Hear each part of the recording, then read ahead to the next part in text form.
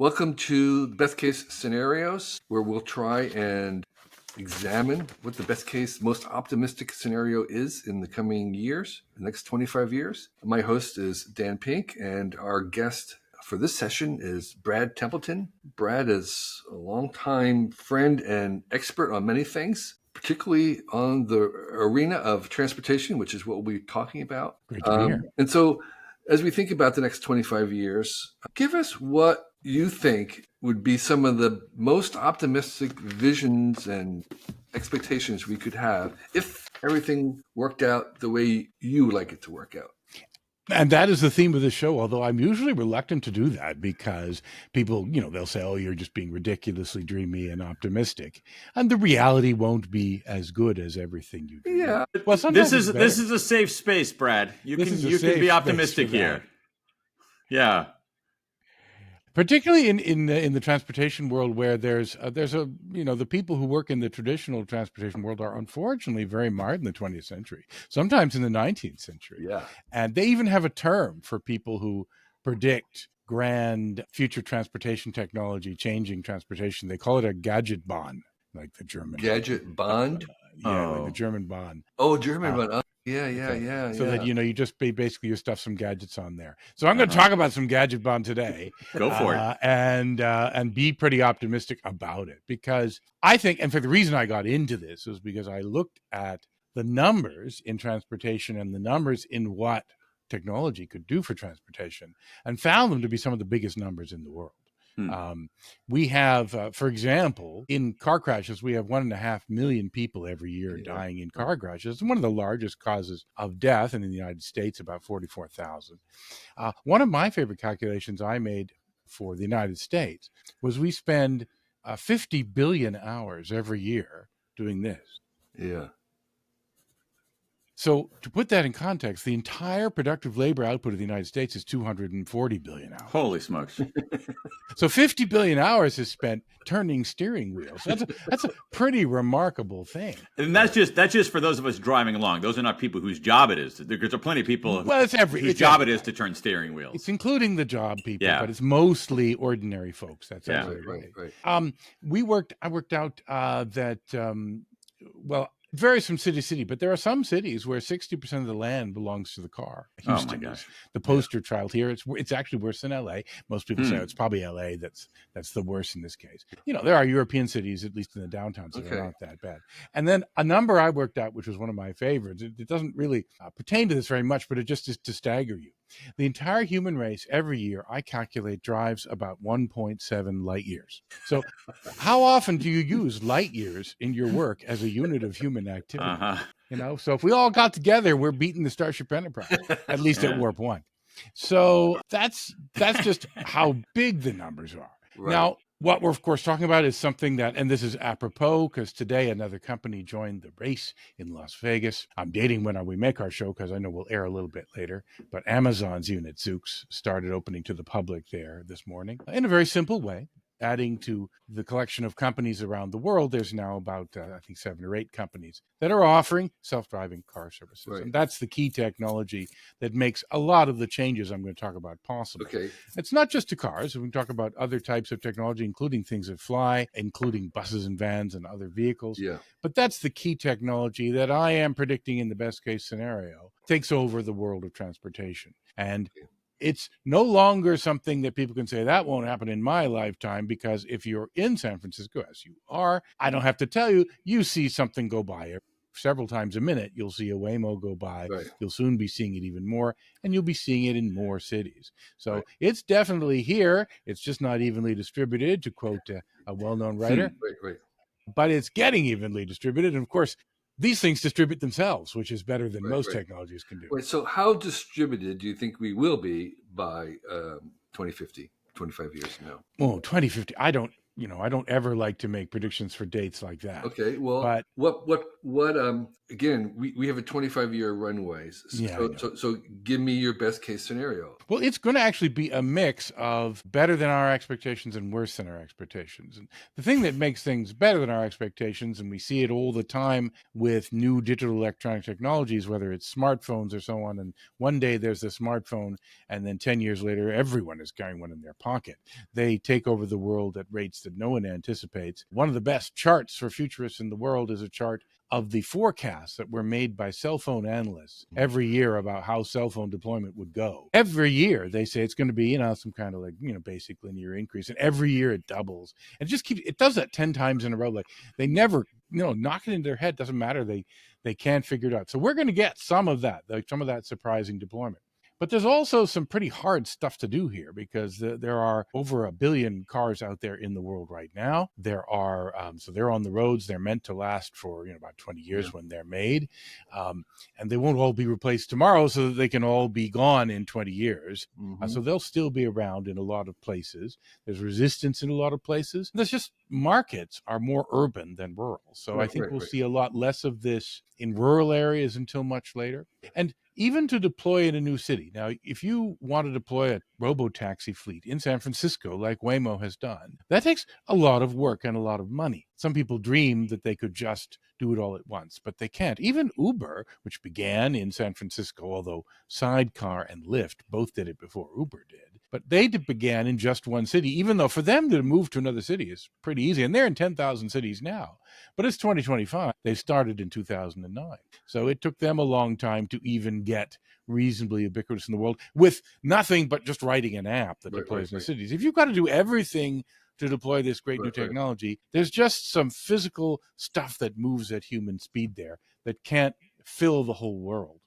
Brad, give us a sense of your view of the before and after, the now and then. Let's put it that way: the now and later. What's a metric? What's a metric we can use right now to get a handle on how popular, how widespread self-driving vehicles are, robotaxis are, and then to what do you think that's going to be in, say, 10 years, 15 years, 20 years? I mean, there are a lot of pretty easy metrics. You can put the number of vehicles out there, but mostly you can look at the number of vehicle miles traveled or passenger miles traveled and compare them to their technologies. Passenger miles traveled in cars in the United States is 3 trillion. So it's a lot. As I said, these numbers, that's where you're going to get light years. You need a lot. You need trillions of things. So there's a lot of driving to do. But we can, in fact, get some numbers about what percentage of that we're taking over. As I've said, the rural stuff will take longer to go. So I'm not going to forecast that we take over that much of that on day one. Interestingly, though, I do forecast that we're going to make riding in a personal car cheaper than it is today. And you make anything cheaper, you get more of it. Now, that immediately caused all of the car haters to blanch, and most people in transportation planning are autophobes. And so how does this happen? So you're saying this is not just auto driving cars, this is like regular cars that people are driving will become cheaper? Is that what you're saying? No, regular cars won't necessarily become cheaper, although the Chinese automakers are definitely working on that. Yeah. But the governments are working to stop them from doing that outside of China, as we know. Okay, so what did No, I'm talking about the ability to get a ride. So today, if you own your own car, the estimate runs that you spend about 60 cents a mile that you travel. And that's for a new, medium, or lower priced car. It's more if you get a fancier. I think we can deliver rides to people. Now, an Uber or Lyft ride today or a taxi ride is about $2.50 or $3 a mile. It's much more expensive than riding in your own car. Although the riding your own car is only when you spend a lot of money and then you can drive for 12,000 miles a year in it. But I think we'll be able to offer rides to people for less than that in time. And when you do that, you make it accessible to more people of lower incomes. You make it accessible in other parts of the world where they can't afford to own their own cars. And so you actually do get an increase. But there's still going to be lots of people who want to own their own cars. There will be people who will say, you can pry the bent steering wheel from my cold, dead hands. And that will unfortunately be literally true in a few cases. Okay, so just so I understand, you're suggesting we lower the cost of the ride by having robo-taxis. In other words, you don't own the car, you're just getting a ride in, a Waymo. That's right. And that cost reduction requires a bunch of things. It requires a few interesting things that people don't predict. Today, the robotaxis are actually much more expensive than normal cars to build. I think in the future, they'll be cheaper. And Our good friend Elon Musk, who I'm afraid we're going to mention more than once or twice in this conversation, although God knows we talk about him way too much already. His cyber cab model that they've shown concepts of shows a little bit about where we might go. It's a very simple car. It's got nothing in it. It's got no pedals. The seats don't have to move forward. Most of the features in a car, if you go and to the car brochure and download it and look at all the features they tell you the cars have, almost all of them are for the driver. And when there's no driver, you don't need, the tilting mirrors and the tilting steering wheel and frankly, you don't even need the fancy infotainment system, because your phone that you're carrying with you is a better infotainment system anyway.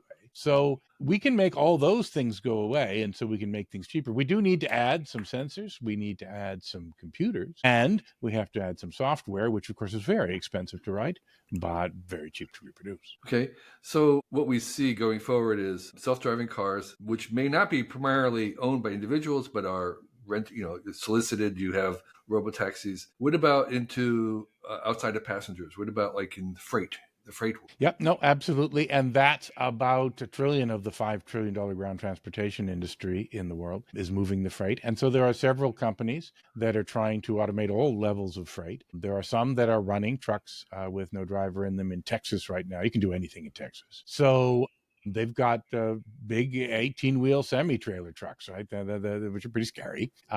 We've got one company doing smaller trucks just for the local deliveries between warehouses and stuff, what they call the middle mile, the long haul in the middle mile.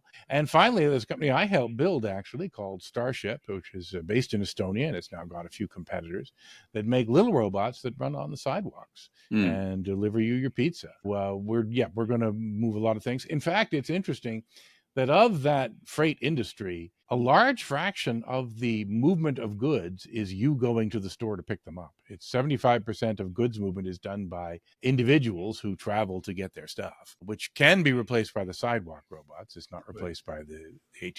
So if you do have self-driving UPS, Amazon delivery truck, what about that last 10 yards from the truck to the house? Is that going to be contingent on having some kind of automatic delivery mechanism that does that? Or is there actually a person in the truck, but that person is not driving, they're doing other work? What do you see for that? Well, I mean, the sidewalk robots, like the Starship one, we can go up the pathway to your door, but we can't go into your house. We can go into. Are they riding on the truck and then they get off the truck? Is that the idea? No. They run from a little depot and they don't go very far. These particular ones, only go a couple kilometers. Right. There are other ones that go further, and there are ones that are based in trucks. And there are some who have done what you just suggested. They've thought, we'll have a truck and it will deploy a bunch of little robots that scurry out. Right. These small robots are super, super cheap, you see, and they use almost no energy. They use much less energy than you driving to the store.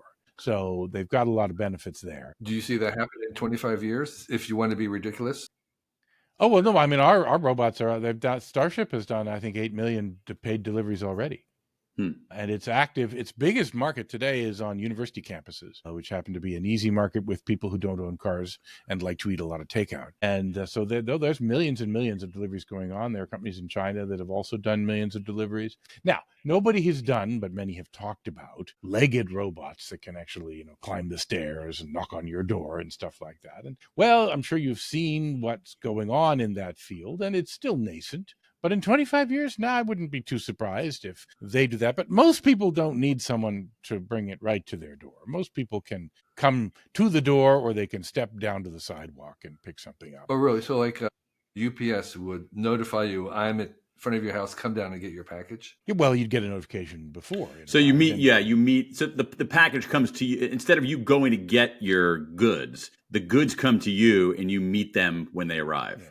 And you haven't asked me my favorite question about this, by the way. Okay. So I'll ask it for you, which is, what does the robot do if you're not home? Because my answer to this is, why on earth do you want the robot to come when you're not home? Right. You don't. That's what UPS drivers do, because UPS drivers have their schedule, which they have to follow. And that means they come by your house when you're not there. In fact, they actually sit there waiting for you to leave just so that they can put a tag on your door. But the robots don't do that. The robots, if your phone doesn't say, hey, master is home right now, it's a good time, the robot just turns around or never comes and waits until your phone says, I am home. Now's a good time to get the package. So that's the great thing about robots. They don't really mind waiting. They don't mind anything being robots. Right. And so a lot of the things in our current infrastructure system are based on the fact that human beings do mind waiting. We have schedules, we have to do stuff. And so that's where you get to enable some new things. Brad, go back to the passenger cars for a moment here. Yeah. So the cars that are just taking people from place to place. You said there are 3 trillion miles a year of that, or is that total? In the U.S., it's even in the U.S. Okay, what's the number, if we even have a number, for how many of those miles right now are being traveled by autonomous vehicles, by self-driving cars? I mean, I guess we do have, I think I'd have to double check. Waymo, did they just announce, I think 20 million miles they had done? I think something in that range. So that's still pretty small. Yeah, tiny. It's a fraction of that. And then what's the cost per mile compared to the 60-cent cost per mile of a medium passenger car? Doesn't say that, and it's much higher today because it's a it's a prototype project, and it's custom made vehicles and it's custom made software. So they wouldn't want you to say the number. Anyway, it is going to be much higher. In the best case scenario, we want to talk about what happens when we get to scale. Yeah. And one thing that we know, Kevin and I are both high priests of the idea that anything that's based on digital electronics, once you do it at scale, it becomes close to free. And you start to not noticing the cost. I always get weird when people say, oh, well, these things are too expensive. I say, yeah, well, my first hard drive cost $3,000 and had 10 megabytes. So I guess I should have concluded that hard drives will never amount to anything. We're never going to store anything on these things. I know that's just nuts. This is digital electronics, software. That scales so wonderful. Right. And I didn't mention, by the way, I think what are the biggest benefits, which is not a necessary benefit, but it's turned out to be always the case. Everyone doing this is doing it with electric vehicles. So all of this is happening with no emissions. And so I gave you some of those big numbers, and I forgot to mention that 25% of the greenhouse gas emissions of Western society is from our cars. And so there's other forces trying to make that go away, and those are good forces. And I drive an electric car myself when I manually drive it. This is a tremendous opportunity. I often would say that even though there's like one or two things like power generation and building construction materials that also generate huge amounts of greenhouse gases, they are not one thing. They are 1,000 things. And cars are sort of one thing. And so you can, if you're not working on cars, you're actually not working on climate change, I've sometimes said, to annoy people, because that is the big one target, where there's just one industry, one product. That is, well, oil's the real product that's making all the stuff, but and taking the oil out of it is such a big deal. So you want best case scenarios. I can give you, I'm not even done with the best case scenarios, but there's lots of them. Okay, well, let's keep going. One of the things that I think there is something strange that happens when you get to ubiquity is, like, again, there's something that goes from a few people having cell phones to the point where everybody has one. It kind of, there's a whole phase change. What happens when there is basically no self-driving car, very, very, very few self-driving, not self-driving, people-driven cars? Yeah. Cars, we used to call them. Yes, cars. They'll be called cars. Do you see more than 3 trillion miles a year being used by, it was like, what happens when it does succeed and you have only self-driving cars? Does that increase the number of miles because it's now so cheap and so everybody's driving everywhere? Or yep, I think so. Okay. But I don't think it's a problem, because I'll get into that into one of our next sections. Tell us all the other wonderful things that come. So the total mileage and driven in cars will go up. Now, by the way, we don't get rid of all those manually driven cars. First of all, I don't think we're going to be like grabbing the keys from people and saying you must leave the roads. We're going to have some people driving until the end of their days, unless we have major life extension. Maybe then, we won't have that, and it'll be a choice. In fact, the first thing that happened, I think the big opportunity from this, actually, I should say before we get into this, is that these companies, the way for them to make the most money is to replace car ownership. Convince you, we now have a service that is so good that you are going to say, I don't need to own a car. But you won't say that at first. What you'll do is you'll say, my household owns 3 cars, which a lot of households do. And my household owns 2 cars. And it's going to drop down to 2 cars. Instead of buying a car for my teenager, in which they'll probably kill themselves, I'm just going to give them a subscription, a card, instead of a car, and let them get around and give them the freedom and mobility, which is what they're really looking for. And by the way, there's already been a drop in driver's licenses among people of that age. Mm-hmm. When I was 16 years old, it was the rite of passage to go out and take that driving test, and that is no longer as true as it was. Right. But so you get people to say, I'm going to switch. And again, mostly urban people and most of these multi-car households, but that's more than half the households in the United States are multi-car households. Right. So you do that, and then you start going further and you start getting people to say, yeah, you know what, why do I need any car at all? Especially now with these things that I can summon, is I can summon a pickup truck today and an SUV tomorrow and a single person pod that's very cheap the next day. The right vehicle for the trip. You don't have to go into a car dealership. Today you go into that car dealership and you say, what's the car I need for everything I'm going to do for the next 5 years? Right. That's why SUVs are what everyone buys in the United States, because they're going to ski once a year. And they say, I'm a skier. I'm a mountaineer. I got to go up in the mountains. I got to buy this Chevy Suburban or big SUV. So now you can satisfy that need without having to answer it that way. So you mentioned a pod. Tell us about this pod, which you hadn't mentioned before. Well, 80% of the trips that we do are alone and across town. And so when you have a taxi service, you eventually want to get to the point where you're saying, let's send the right vehicle for the trip. You know, we don't ask what car do I need for the next 5 years. We ask what car do I need for the next 5 minutes. Right. And the answer to that is often a single person car or a two-person car. Half the width of a regular car. It takes up less room on the roads. It takes up less room to store it. It's much cheaper to build. So a lot of it, it's not as roomy. But you're only going to be in it for 10 minutes and, nobody's going to see you get out of it if you think you're embarrassed to have a small car, as some people are. So I think the right answer is when you're building a self-driving taxi fleet, that you'll actually have it be half single-person cars. Of course, you can still send a larger car for one person if that's what you need to do.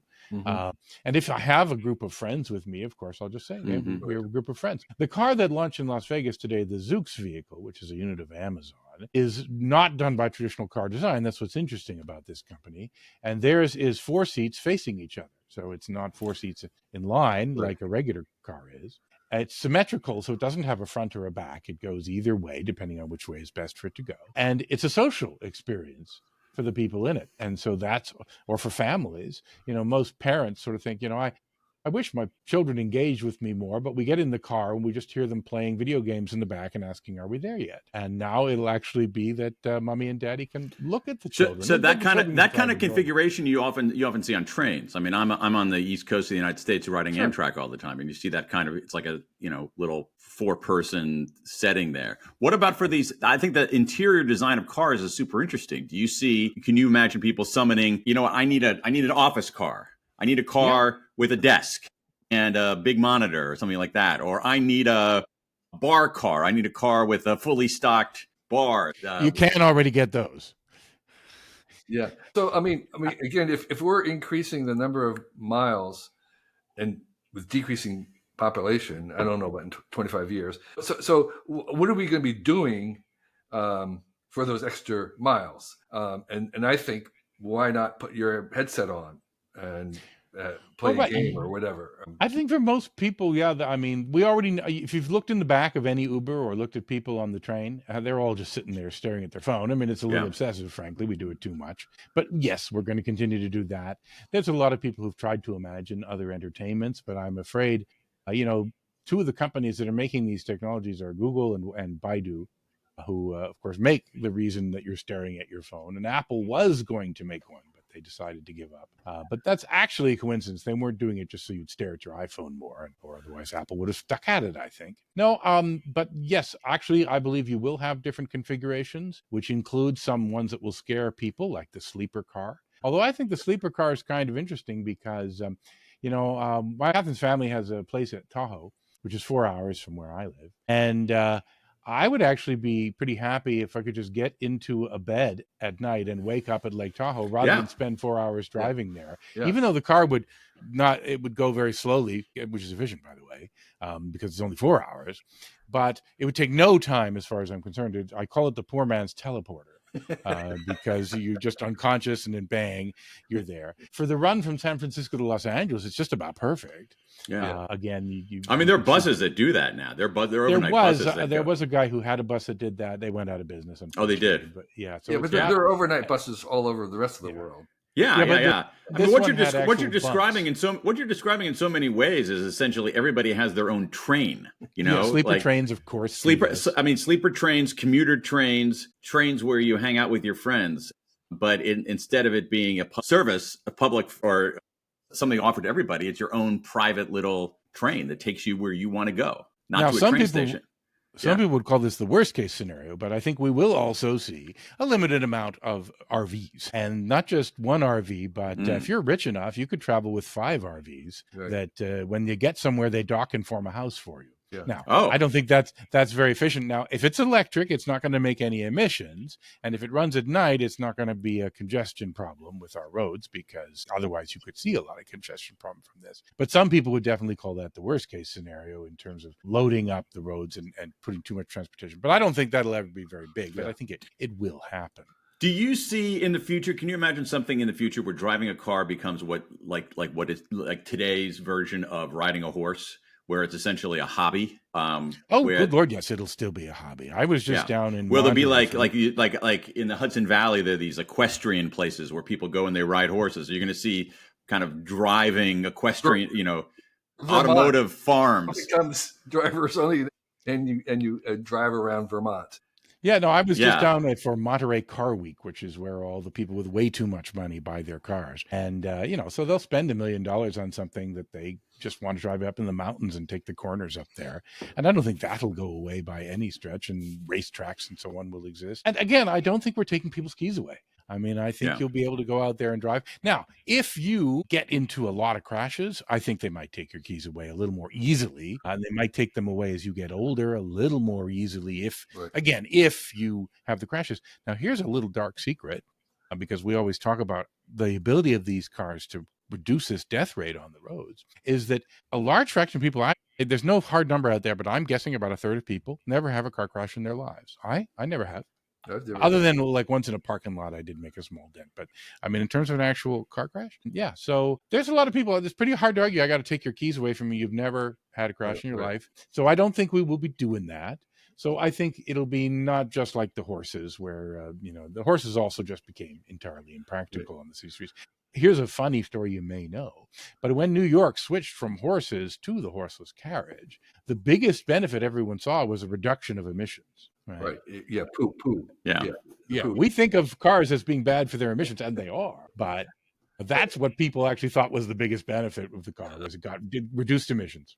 I want to go back into this idea. Like if let's say the majority of vehicles on the road are self-driving, can you kind of imagine what would happen if you are a person driving among 95% self-driving, which are all driving better? So is there some things that we can imagine that we have to do in order to accommodate that mixing of a minority of personal driving with the self-drivers? I don't think so. I mean, first of all, it takes a while to get to them being a minority, and you have to go through a long period where they're a majority. In fact, the first self-driving car has to go out on the road where everyone else is a crazy human. Yeah, right. In fact, a lot of people have imagined, this will only work if every car is like this. But the reality is everyone building it has eventually come to what I call the first law of robocars, which is you got to drive on the road you're given. You don't get to change the world to suit your software needs. There are people who still talk about that, but your job is to deal with everything that's out there on the road that people do, and to drive well with them and be a good road citizen.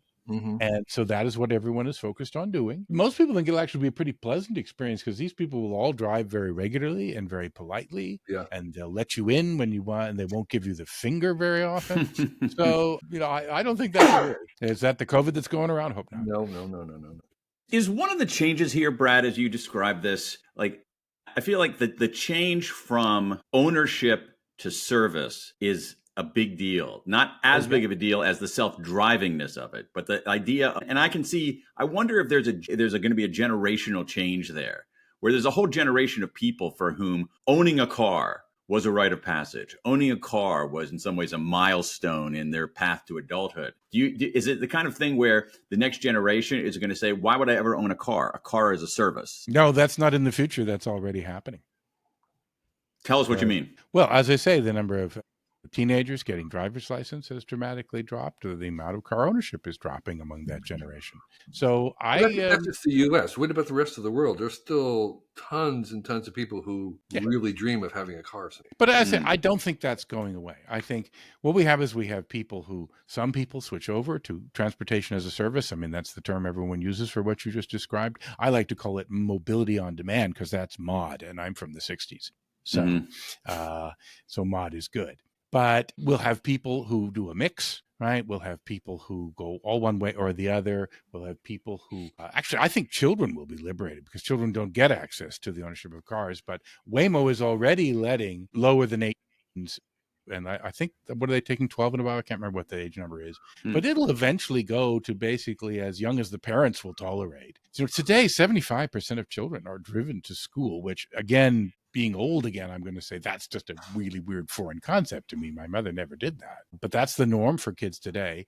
Now, suddenly children will have the same mobility as adults, which might have big effects on society. I mean, if you think about the structure of cities, the structure of cities is always defined by transportation. When the tram came along, that changed the shape of the city. Then the car came along and really rewrote what the city is, especially in the United States. And these new transportation services are going to rewrite the city again. We're not going to like every way, by the way, that they do. So sorry for I drift from best case scenarios because there will be negative and positive consequences of that. But I've been focusing on a bunch of positive consequences. One of them, which I touched on a little bit earlier, is not actually related to self-driving cars. It's related to the fact that every car has a phone in it today, and self-driving cars drive like robots, which I think we can solve traffic congestion, which is the bane of car driving. And we can do it through things like Waze. Today, we have built a world where the roads are commons. I'm sure everyone's heard of the tragedy of the commons.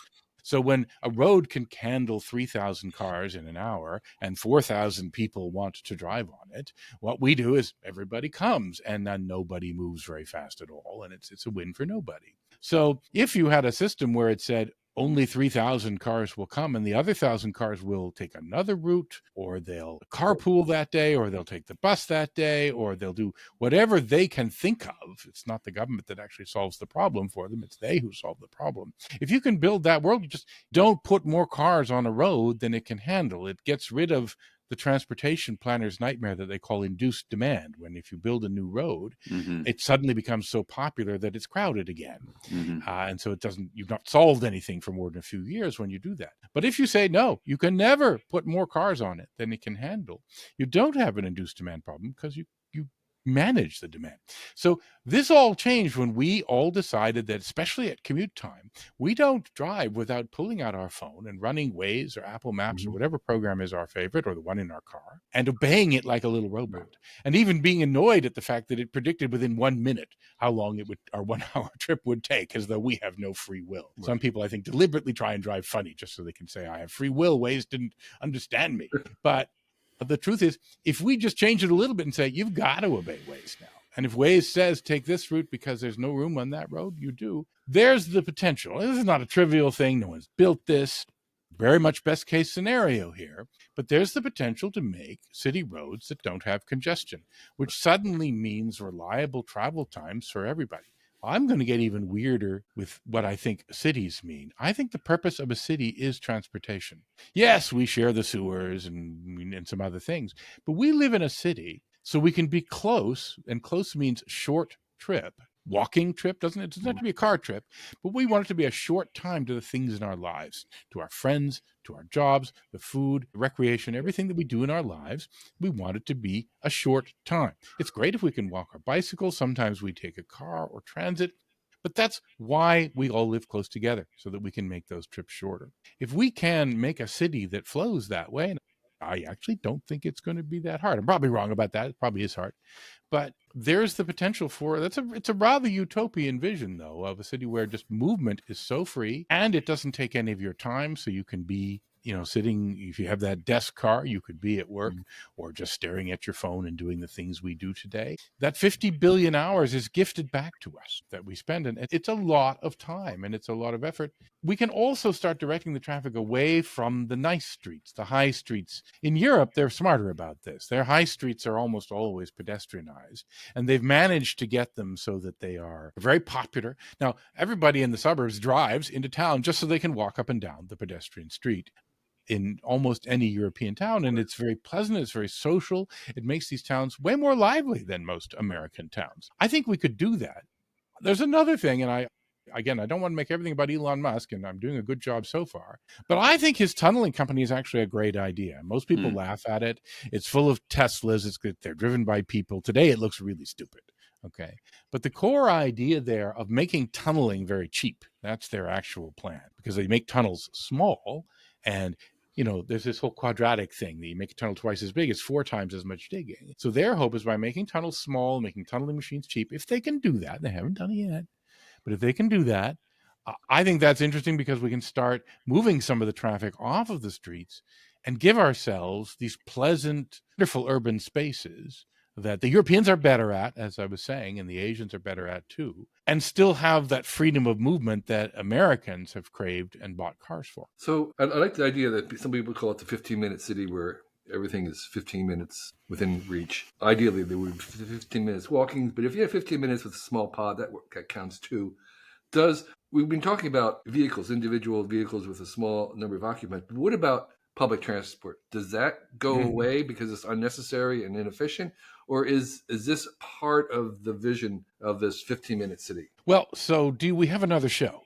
No, we're talking best case scenarios. What's your best case scenario there? My best case scenario here is a new type of public transit. So here's a little shocking number for most American fans of transit. The average transit bus in the United States uses 50% more fuel per person than the average car.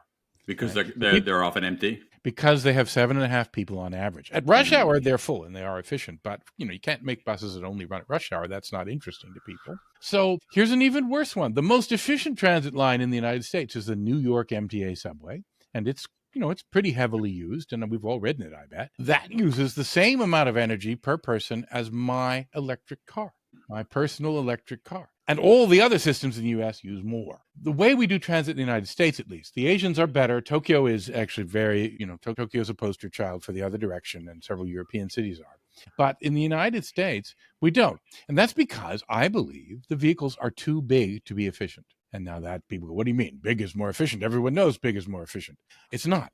Because the bigger you make it, the more compromise there is among the people who are trying to ride it. The more people who try and share, the more each is deviating from what they really wanted to do. And so they move to other modes, like their own private car. So it turns out the ideal size it's not a car or a pod, actually. The most efficient size is a van.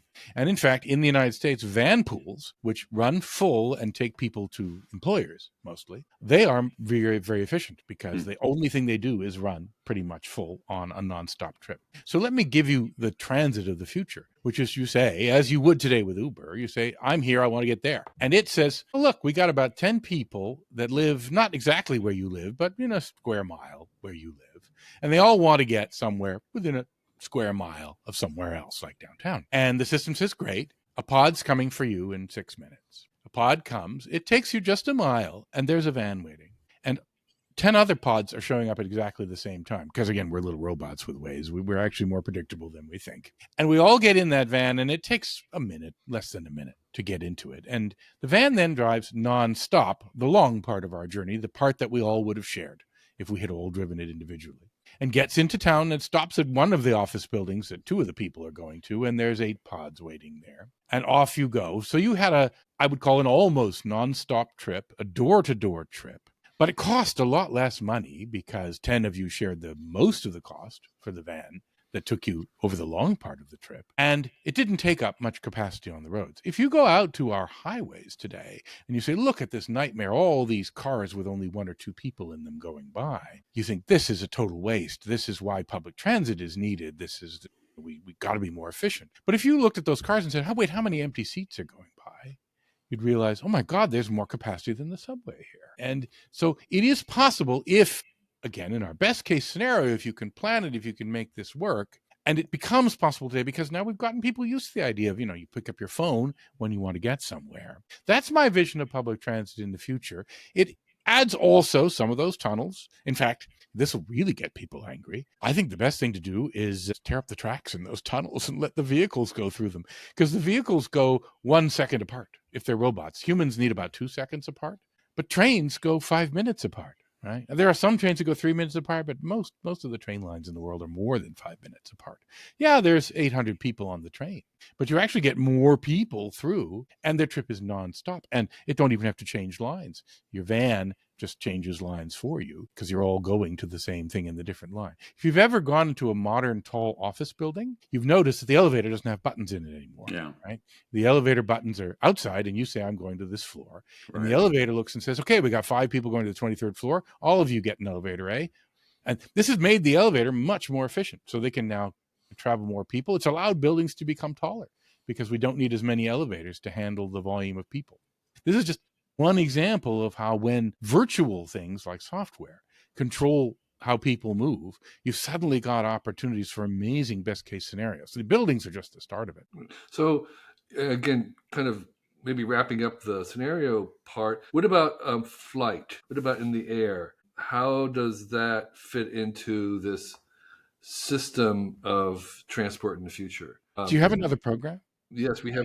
This is it. We're I know. So 2 answers to that. One is on the ground. I think airports are a nightmare today, and they're a self-inflicted wound. And I think that I've designed an airport where, in fact, little pod cars take everyone to all the doors of the plane, not just one, and they all get on in exactly the right order. And there's no terminal building, and there's none of this. It was slow down here. Yeah.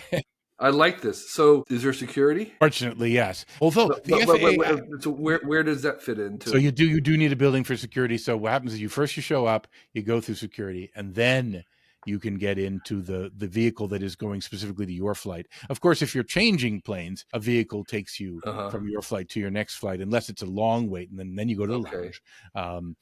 Or an airport hotel is where the lounge is for you if it's outside or inside security. But do you see unmanned aircraft or do you see pilots? Certainly within 25 years, they're not going to go away, but maybe longer. Do you see passengers riding unmanned commercial airlines? Absolutely, because in fact, these flights are already being flown almost entirely by computers. Yeah. The only reason computers are not flying the whole flight is because the pilots know that that way lies madness, and that way lies no jobs. So there's already a lot of talk about trying to get down to 1 pilot per aircraft, although there'd be a second remote pilot, which is, of course, when we bomb the Taliban, we send a remote pilot to do it. So yes, and all the people trying to build small electric aircraft, which, by the way, is a huge benefit in terms of emissions and efficiency and cost of operation. I mean, one of the biggest costs of operation, the 2 biggest costs of operation in aviation today are the fuel and the maintenance. And electric motors don't need that maintenance. Sure. And you also can have 10 of them, so that even if you lose 3 of them, you're still flying. Jets are not that efficient in that way. So we've tried to get everyone down to a 2-engine jet and pray that if one engine fails, the other engine can get us home when we're in the middle of the ocean from Hawaii. But these are the biggest costs in aviation. So everyone is really keen on this for a lot of reasons. The thing that stands in the way is we don't have batteries that are good enough to do this. So you mentioned that for big public transportation, people think that the bigger scale is more efficient, but it's not true. Is that also true about flight and airlines, where the bigger passenger planes are not as efficient as smaller ones as well? What airplane? I give it away by saying what big airplane, but what major airliner was canceled by its maker last year? The Airbus A380, which was entirely based on the idea that we make the biggest possible plane, it'll be the most efficient. And the airlines, some bought A380, some did not. But Airbus canceled it because a lot of airlines were saying, look, we just don't want to fly this thing because we have to put so many people on that we only have one flight a day between the two destinations. With the 777 and the A350, which are smaller and got more efficient because of other new techniques like carbon fiber structures, more efficient engines, we can do non-stops. You don't have to like change in Dubai. Like you fly the A380 if you go anywhere on Emirates, but you're going to change in Dubai. You're just absolutely going to change in Dubai. And it's not convenient to change in Dubai if you want to go to London from New York. Airlines found customers would much rather fly on the smaller plane. Is it more efficient per passenger mile? No, but it doesn't work because the passengers are saying they don't. That's that same thing I mentioned with the bus. You put 30 people in the bus, they all have different goals. They all wanted to leave at a different time. They all came from a different place to a different place. They didn't want to change lines. And so the bus gets empty because they don't want to put up with that compromise. If you can get rid of the compromise, which was what my little van plan did, I think you can get the people onto the van. And if you can get rid of it in the sky, you might see more people wanting to fly something like an A380. But for now, it's canceled. It's actually coming back a little bit, but not too much. Do you think that there'll be more smaller regional airports built to accommodate short flights like that? Well, what we're actually is really interesting about is vertical takeoff. So there ain't no airport. Yeah. There's also a number of companies, because vertical takeoff is still running against this one problem, and it's a physics problem, or at least it's a half physics, half engineering problem of how do we get a battery? How do we store electrical energy in the way we need to do the kind of flights we want to do? We don't know how to do that yet. We can make a small regional aircraft with a small number of seats. That's as good as you can get today. You can make hybrid aircraft which have fossil fuel engines or possibly biofuel engines, which can maybe achieve some of our goals that way. If we get some sort of miracle in energy storage, some people hope for hydrogen, but hydrogen has a lot of things that interfere with it being the success here. Although I got to say, in flight, hydrogen's advantage is definitely the most energy per kilogram. The problem is you need 11 kilograms of tank to store 1 kilogram of hydrogen if it's compressed. So that's no good. It gets rid of that advantage. I have a crazy dream, by the way. No one's ever built this, but I think we should go back to the days of the Hindenburg and we should build a hydrogen airship because it would use hydrogen today. It would use hydrogen as its fuel. Now we have the world's first fuel that has negative weight, right? Imagine.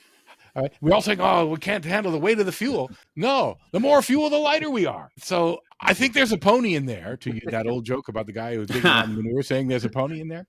And, it's not all entirely obvious where it is, but here's my prediction. I'm not going to make my bet on this, but my prediction is that someone will make a hydrogen airship. The Hindenburg, yes, hydrogen was an issue, but it wasn't apparently it was the materials on the Hindenburg contributed to the disaster as much as the fact that it was hydrogen inside. There are people who believe they can make a safe hydrogen airship. There are not people, however, who believe they can make a safe airship. Yeah. The most worst statistic in the world is there has never been an airship which needed to fly on a schedule. Right. Like it couldn't just say, I'm not flying today because I don't like how it looks, that has survived. They've all been destroyed. Every airship that had to fly in a schedule one day flew on the wrong day and the weather destroyed it. So that's a little minor problem to solve to get my hydrogen airship. But okay, that's a crazy best case scenario. Right. Fuel with negative weight. Come on, how much better can you get? Fusion power, that would be the only one. Should we move on to the tropes? Yeah, I have one last thing. Yeah. It's kind of maybe it's not quite a trope, but have you heard of George Dyson's theories about the age of sail for freight in the oceans? That these high-tech freights, and then you would use software to schedule things and weather patterns to overcome the uncertainty of arrival, but that wind power, basically on the oceans for freight, is the way to go. Oh yeah, no, I got a friend who's doing it. Okay, there's a company called what's the best case scenario there? Yeah, he has a company called Kite Sail. There's a few others. They're not like doing fully wind powered ships, but they're convincing people with oil or diesel powered ships to basically put up a giant kite and when the wind is right and pull them, and it basically saves some fuel. So that's just the start of that. If you have cargo that is not on a specific schedule, and of course some cargo is, but there's other cargo that is not. They all learn that when the ports fill up and they have to sit and wait for 30 days before they can get a berth, then that's a no-brainer. I mean, it may not do all of it. Maybe we can get the rest of their energy usage off of diesel and onto ammonia or some of these other fuels that people are experimenting with for ships. I mean, I don't know when we'll see that, but that's got a lot of potential. And it's one of those things where the physics seems to work. The engineering is not nothing, but as long as the physics can do it and it's really valuable, humans are pretty ingenious about making the engineering work. And they don't always, but it's a good way to bet. Fusion energy is one of the ones where the don't always hasn't happened, and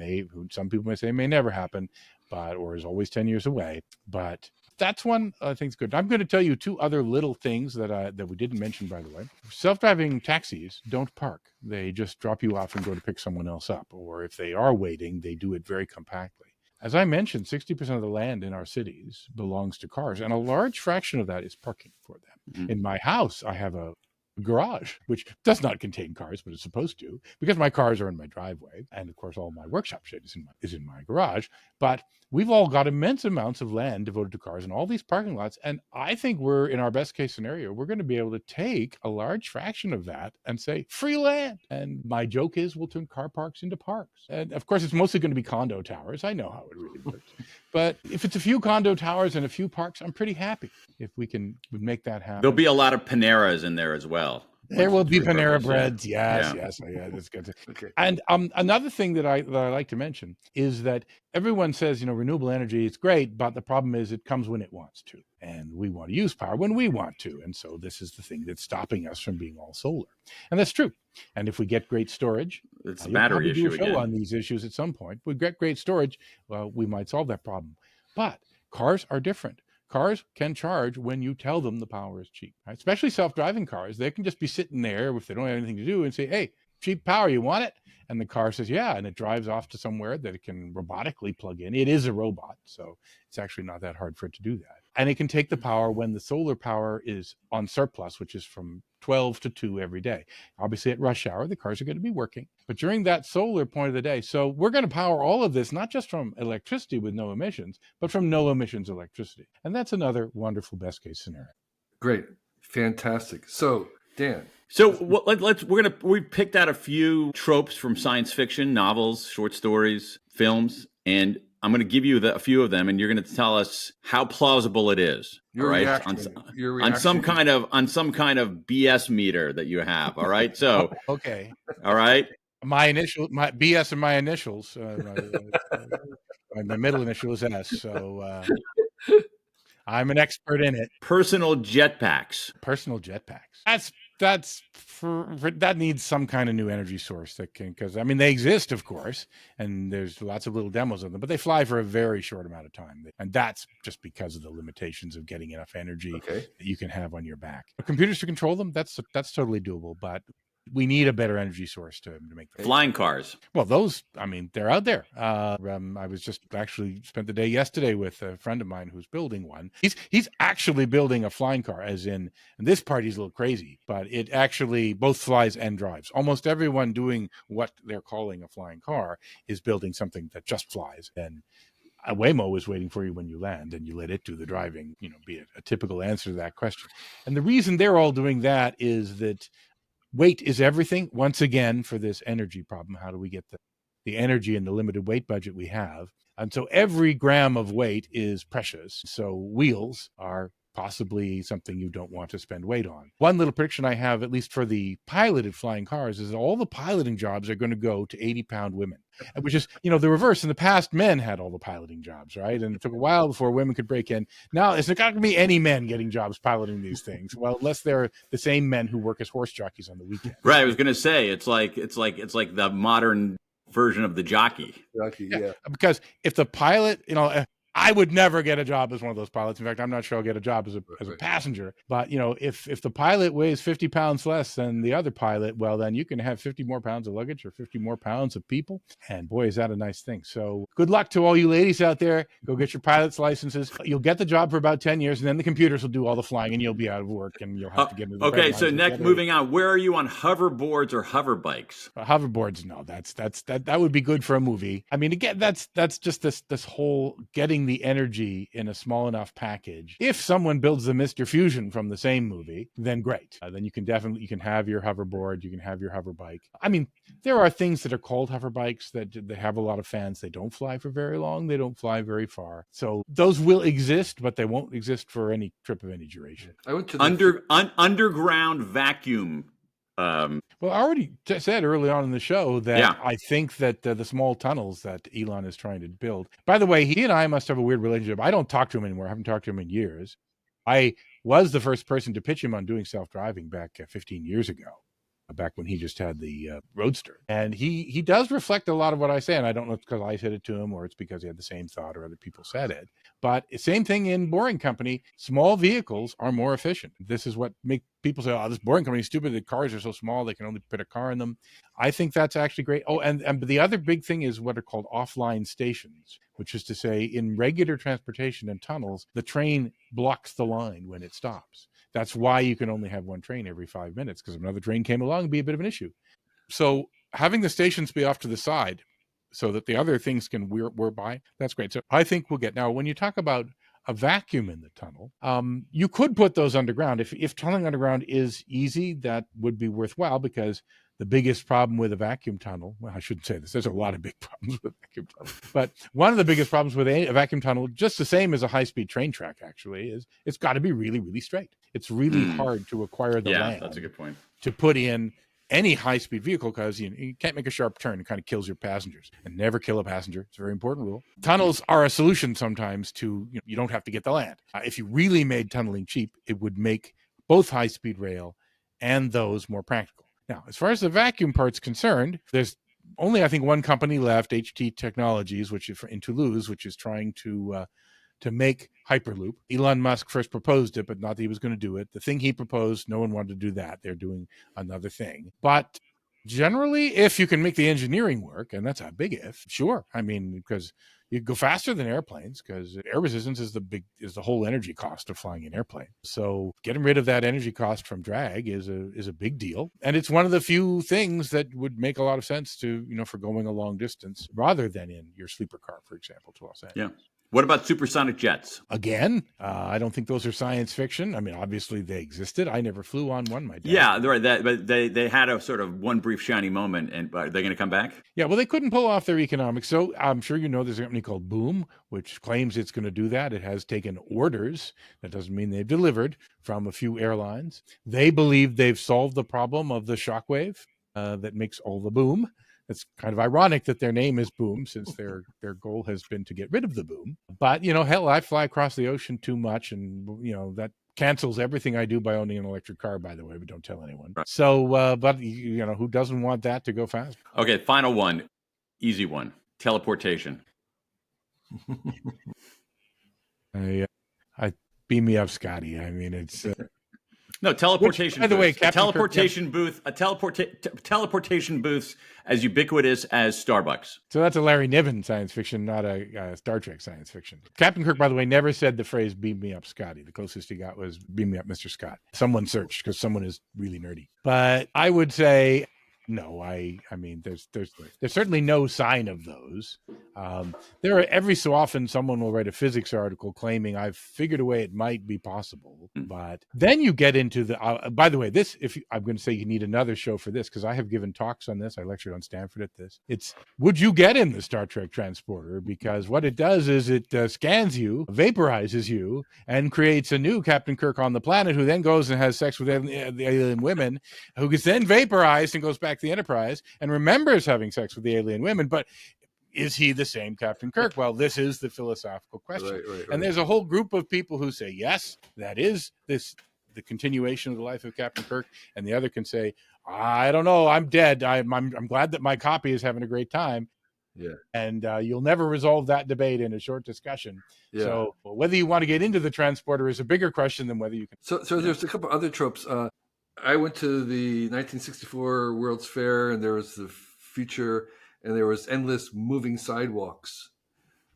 Will we ever see them again? Yeah, that's a Heinlein. If you're getting your science fiction references, that was very popular in Robert Heinlein in that period. Well, you see, you're old. I didn't go to the World's Fair until 1967. I can't remember. We had this weird little roller coaster thing that was sort of like to move you around there. There have been many attempts. In Toronto, which is where I'm from, the airport it's now finally shut it down, a series of moving sidewalks. That one that was really fast, it actually sped up after you got on because people can't get on and off one that's moving at a speed that's really useful. And so you have to find some way. And so in Heinlein, they had like lanes, and you would go to the slow one, the fast one. Right. You would go to the... I don't think so. And one of the reasons I don't think this will be built is not because it's impossible, but because it's a lot of infrastructure. So I am a high priest of small and distributed over big centralized infrastructure. And when I talked to you today about self-driving cars, I didn't mention that belief, but it's central to what I'm talking about.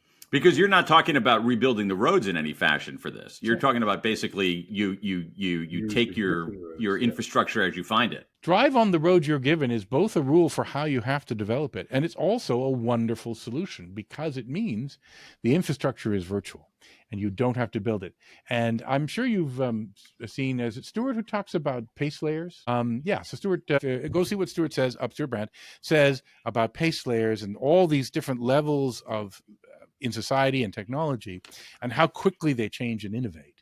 Anything that's at the software level, the virtual level, innovates at orders of magnitude faster than anything that's at the infrastructure level. And so even if it looks like the infrastructure, like the subway train, even if it looks like, well, that's clearly a better solution, it's more efficient, it's bigger, and all these other things, people believe bigger is more efficient because in theory it is. But even though it looks that way, if it's going to compete with the cell phone, it's going to lose because my cell phone is 1 year old. It was designed 6 months before it came out, and the software on it was written yesterday. While the car, for example, even the car is on average 11 years old, was designed 7 years before it came out, and the software was finalized 3 years before it came out. And no matter what you do, unless there's some hard physics stopping you, the centralized infrastructure will lose. I'm not going to say 100%, but I'm going to say it's a very strong way to bet. And so if you think moving sidewalks are a solution versus small little pods that just come to you immediately. I once wrote about something I called the neighborhood elevator.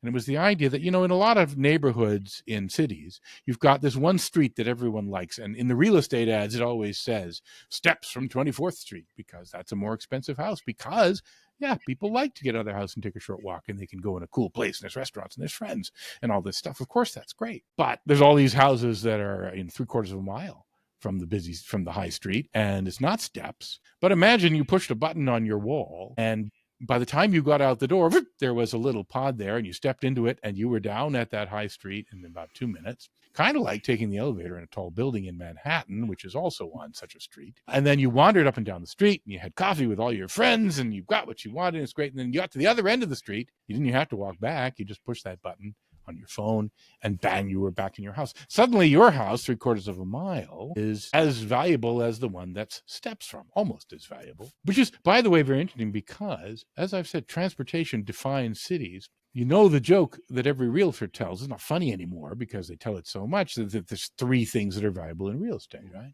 And Kevin is mouthing it. They all begin with L, location, location, location. Well, if you change transportation, you change the meaning of distance and location.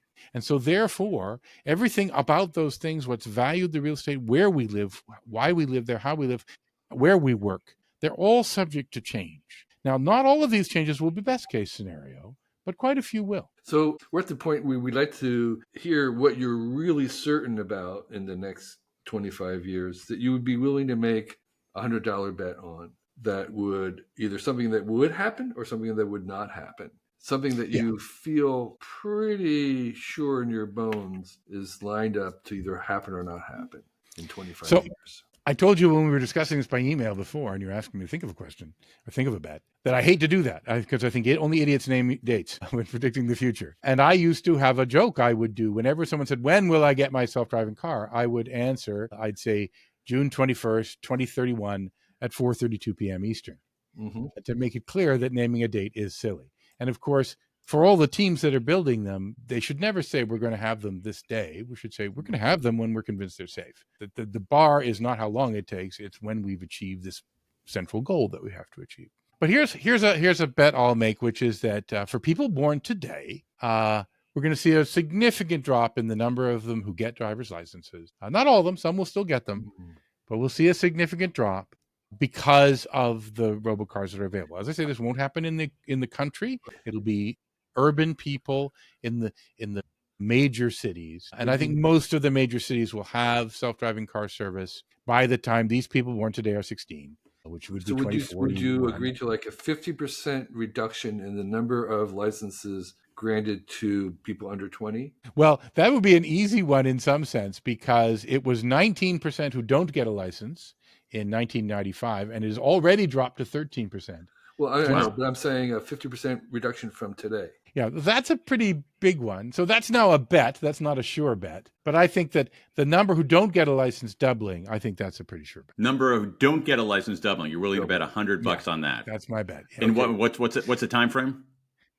This is 25 years. 25 years for sure. I said people born today, so that's 2041. 16 years, because you get a driver's license at 16. I could say people conceived today, and I can add 9 months to it. What about car ownership, which today is about 92% of U.S. households? Yeah, so those are the kind of numbers I think are unwise to predict or bet. I mean, I feel pretty strongly that it's likely that will happen, but I wouldn't rank it as a sure thing bet. Okay. Another one I wouldn't rank as a sure thing bet is, Waymo will beat Tesla. Tesla has taken a long shot bet on seeing they can do this with just cameras, just the hardware that's in their existing cars. And most people actually think that will work some year, but no one will name the year. Only Elon will name the year. He's named it every year for the last 8 years. He's been wrong every time he named it. So everyone should learn, even Mr. Musk, that you don't name that year. But nonetheless, I think that the approach that Waymo and other companies like it are taking is the wiser approach. But that's definitely a bet. It's not a sure thing. Okay. So we're at the last part. Dan, do you want to wind us up? Sure thing. Yeah. So we want to end on what the heck do I call this thing? For the road. 3 for the road. Yeah. So 3 for the road. So appropriate metaphor here for transportation. So number one, what is transportation metaphors everywhere in language? You learn this once you start talking about it. But let's hit the brakes on what you've just. No, well, I'll grab the wheel and ask this question. Give us one thing to read, watch, or listen to help us understand this new world more fully. Okay. Well, I can't recommend a book because I'm afraid any book by the time it comes out is already dated. So I guess I rather self-aggrandizingly will just point you to my own websites, robocars.com and the blog ideas.forbrad.com and the YouTube channel. They're all pointed to from there. Okay, fantastic. And if I want to recommend someone else, I think Tim Lee, who has Understanding AI, writes good stuff. Understanding AI, is that a Substack? Yeah, it's a Substack, and he's even doing a conference now. And it's about all AI, but he does a fair bit of time on this particular part of AI, the driving, because that's the first part that's really hitting and changing people's lives. I just came from an AI conference yesterday, and it's always debated. So who's actually really using this, and what are they really doing? And there are people who are, but driving is one of those, as I said, all those big numbers. It's the way that AI is going to first come in and make some big changes. Don't worry, the other AI is going to make big changes. Pretty soon you'll probably have half a dozen programs on that. The second question, so just think about just a regular person out there, a non-expert out there. What is one thing that he or she can do? What action he or she can take to either understand this change or realize this change? Yeah. We're picky. We don't like being killed by robots. We're much happier being killed by drunks who are killing tons of us. And so here's a technology, and you could maybe liken it to a medicine. It's going to save lives, but it's also going to cause crashes. It's also going to harm people. The companies who are building it won't release it if it doesn't give the results. If they think that our car is too dangerous, it's going to just be hitting people all the time, we're not even going to come out. So the only thing that's on the table is a car which drives more safely than people do, but not perfectly, because perfectly isn't on the table and won't be ever probably. Some people come to the conclusion that, no, it's too bad. If these things run over one person and save 1 million, it's no good. Can't do it because we've got to save that one person. It's never right to let that happen. Other people come to the conclusion to say, well, we know we got to tolerate a little bit while these things are learning, because then later they're going to scale up and they're really going to reduce risk on the roads. And in theory, the job of regulators is not to stop individual crashes. It's to make the roads safer overall. Should we be simply focused on nothing but safety? So if there's anything unsafe, we must not do this? Or should we try and look at overall safety? So that's our challenge, right? We have to understand this, understand the morality of it, understand our own morality, and understand our politics and hopefully come up with the right answer, which is not necessarily my answer. Maybe you have a different view of the right answer, but that is one thing that you can do. That is a fabulous way to wrap up, Brad. Thank you. I found your scenarios very exhilarating. I'm really looking forward to it. No, I don't find it, unfortunately, I didn't find it ridiculous at all. Oh, sorry. I can give you the ridiculous ones next. But I think they're very, very reasonable and plausible to me. And I really look forward to that future. So thank you for taking time to spell it out in great detail. And I love the moral urgency at the end. I agree with that. And I hope people who are listening will, in their mind, work through those different plausible pathways of where they come down into the morality question, which I think is very real. So thank you. I appreciate that. And hopefully, I mean, I know this podcast is just starting up. So hopefully you'll have great success with it. Yeah. Well, thank you again. Thank you, Brad. Thank you, Dan. Thanks, Dan. Bye-bye. Bye-bye.